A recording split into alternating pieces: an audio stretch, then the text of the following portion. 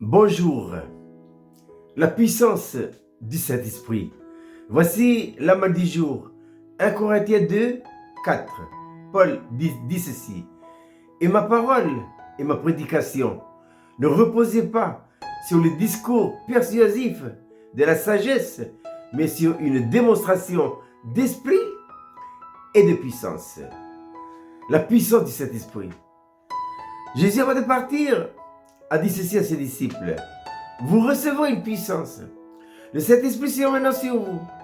Et vous serez mes témoins à Jérusalem, en Judée, en Samarie et jusqu'aux extrémités de la terre. Eh bien, à la Pentecôte, ce que Jésus a promis est arrivé. Et c'est l'explication de la naissance de la première église et les miracles que les apôtres ont accomplis à Jérusalem.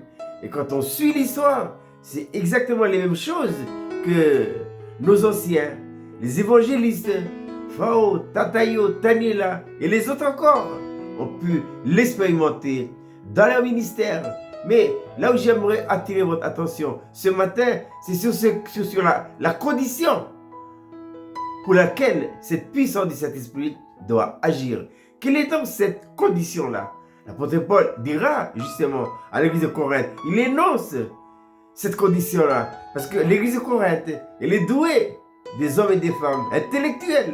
Ah oui, l'art de faire des choses extraordinaires. Et justement, l'apôtre Paul veut rabaisser cet intellectualisme et le mettre à sa juste place. Paul dira, quand j'étais auprès de vous, voilà, je me trouvais dans un état de faiblesse, de crainte et de grand tremblement. Et pourquoi Paul se trouvait-il dans cet état-là? Et justement parce que c'est ça la croix. La croix, c'est un paradoxe qui permet à la puissance du Saint-Esprit d'agir dans la faiblesse de l'homme. C'est pourquoi le même apôtre dira toujours dans sa lettre aux Corinthiens, c'est quand je suis faible que je deviens fort. Paul, ah oui, c'est vraiment une éminence intellectuelle. Il est capable de tenir en haleine tout un public. C'est un véritable orateur. Il est capable de parler, d'expliquer les vérités bibliques avec une telle adresse que les gens sont obligés de pleurer. Mais l'apôtre Paul dit non, je n'ai pas utilisé cette sagesse humaine-là. Je me tiens sur la base de la croix. Qu'est-ce que la croix? Eh bien, la croix, c'est justement un principe de vie qui donne à Dieu la possibilité de se manifester, de vivre sa vie en nous, que dans la mesure où on se tient sur la base, comme dit l'apôtre Paul, sur la base de la faiblesse, de crainte et de grands tremblements.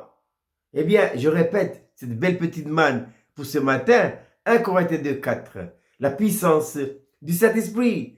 Et ma parole et ma prédication ne reposaient pas sur les discours persuasifs de la sagesse humaine, mais sur une démonstration d'esprit et de puissance. Je vous souhaite de passer une agréable journée.